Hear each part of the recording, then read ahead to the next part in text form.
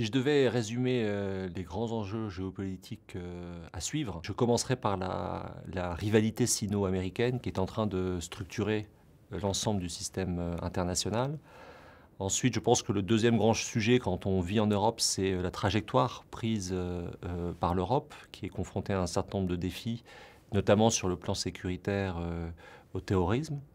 Et puis le troisième grand sujet très structurant, c'est l'évolution de la relation précisément entre l'Europe et le continent africain, puisque les deux destins sont évidemment liés et qu'on est face à des questions de développement tout à fait essentielles de part et d'autre de la Méditerranée.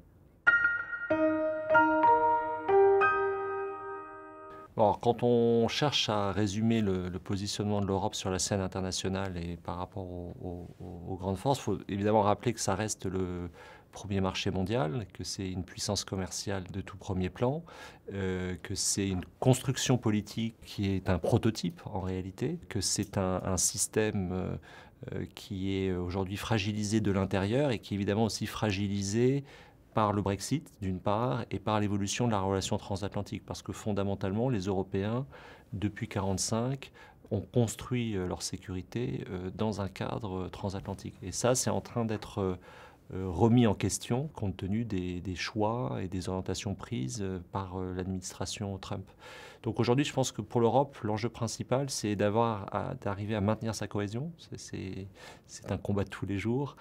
Et c'est également peut-être d'essayer de construire politiquement un espace pour civiliser la mondialisation et éviter qu'elle ne se résume à une confrontation sino-américaine.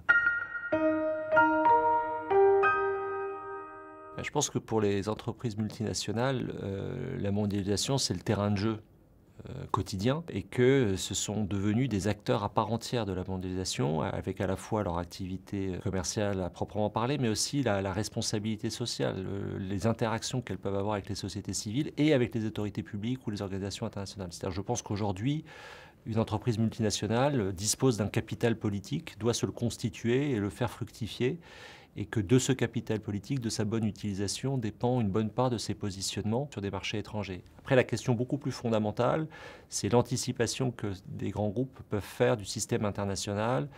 Pour faire simple, est-ce qu'on va vers une sorte de coexistence entre une zone qui serait plutôt dominée par la Chine et une zone qui serait plutôt dominée par les États-Unis, et les conséquences que ça peut avoir en termes de choix d'exposition? Est-ce que l'Europe en tant que telle, avec d'autres pays comme le Japon, peut aussi constituer un ensemble?